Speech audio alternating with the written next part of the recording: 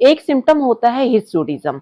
हिस्टूडिज्म जो होता है बहुत कॉमन होता है पीसीओडी में, तो बहुत ज्यादा कोई भी फीमेल्स या गर्ल्स जो होती हैं, यदि आपको इस टाइप के सिम्टम होते हैं जो हिस्टूडिज्म में होते हैं कि आपको एक्स्ट्रा ग्रोथ हो जाती है। क्यों एक्स्ट्रा ग्रोथ हो जाती है आपके फेस पर? क्योंकि जो मेल का हार्मोन्स होता है आपकी बॉडी में बढ़ने लगता है।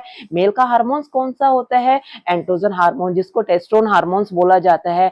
आपके जो लिप्स होती हैं, अपर लिप्स होता है, उस पे बहुत ज्यादा हेयर की ग्रोथ आने स्टार्ट हो जाती है। और ये जो हेयर होते हैं जो नॉर्मल हेयर की तरह नहीं होते हैं, ये बहुत ही ज्यादा ब्लैक और स्ट्रॉन्ग हेयर होते हैं जो आपको चुभ सकते हैं। देन उसके बाद में क्या होता है, आपकी चिन पे दिखना स्टार्ट हो जाते हैं और आपकी जो फेस ऑफ साइड होता है उसमें बहुत ज्यादा दिखना स्टार्ट हो जाता है। कभी कभी आपके जो नेक होता है पीछे की साइड का, इसमें हेयर की ग्रोथ बहुत ज्यादा होती है।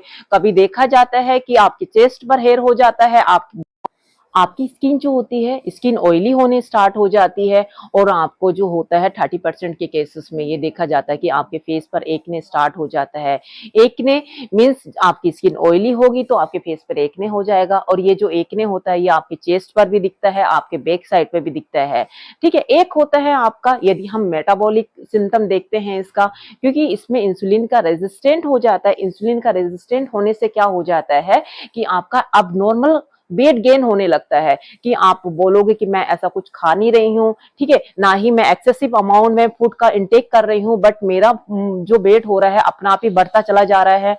तो आप वेट लूज भी करोगे तब भी आप, या रनिंग करोगे या एक्सरसाइज करोगे तब भी आपका वेट कम नहीं हो पाता है और वेट आपका बढ़ता चला जाता है। तो ये एक नॉर्मल सिम्टम होता है कि इसमें जो होता है पीसीओडी यदि आपको है तो आपका वेट बहुत गेन होगा और आप ग्लूकोज का इंटॉलरेंस करते हो। देन उसमें और हाई रिस्क हो जाता है कि जो डायबिटिक होता है, जिसको बोला जाता है टाइप 2 डायबिटिक मलाइटस, इसके होने के चांसेस हो जाते हैं। यदि आपको पीसीओडी है और ये लंबे समय से आपको पीसीओडी बना हुआ है और आप इसका ट्रीटमेंट नहीं ले पा रहे हो, तो 35 की एज में डायबिटिक 2 देखा जाता है, या प्री डायबिटिक देखा जाता है, या डायबिटिक देखा जाता है। तो इस टाइप के सिम्टम आपको देखे जाते हैं। और देखा जाता है कि 70% केसेस में इनफर्टिलिटी देखी जाती है। इनफर्टिलिटी क्यों देखी जाती है? क्योंकि जो मेल का हार्मोन्स होता है एंड्रोजन या टेस्टोन हार्मोन्स जो होता है आपकी बॉडी में एक्सेसिव अमाउंट में बनने स्टार्ट हो जाता है। जब एक्सेसिव अमाउंट में बनना स्टार्ट हो जाएगा तो वो आपकी ओवरी पर एक्ट करेगा, तो आपका जो अंडा होता है वो अंडा भी क्या होगा, रिलीज नहीं हो पाएगा। जब ओवरी से अंडा रिलीज नहीं हो पा रहा है, तो जब आप इंटरकोर्स कर रहे हो तो इंटरकोर्स करने के बाद में भी क्या होता है, आपका एग जो होता है वो फर्टिलाइज नहीं हो पाता है। तो इसलिए 70% केसेस में ये देखा जाता है, 70% केसेस में इनफर्टिलिटी देखी जाती है। यदि आपने कंसीव भी कर लिया है तो आप अर्ली प्रेगनेंसी में ही लॉस कर जाते हो। इसलिए बोला जाता है यदि आपको पीसीओडी है तो पहले आप पीसीओडी को अच्छे से ट्रीट कीजिए। देन आप पीसीओडी का सिम्टम जो होंगे वो आपके सिक्योर हो जाते हैं, तो देन आप फर्दर में आप अपने प्लानिंग कर सकते हो, बच्चे को कंसीव कर सकते हो। यदि आपको पीसीओडी है तो आप वो कंसीव नहीं कर पाओगे। यदि आप कंसीव भी कर लेते हो बच्चा, तो आप वो अर्ली प्रेगनेंसी में ही उसको लॉस कर लोगे, पहले मंथ में या सेकंड मंथ में ही आपको पीरियड होना स्टार्ट हो जाते हैं।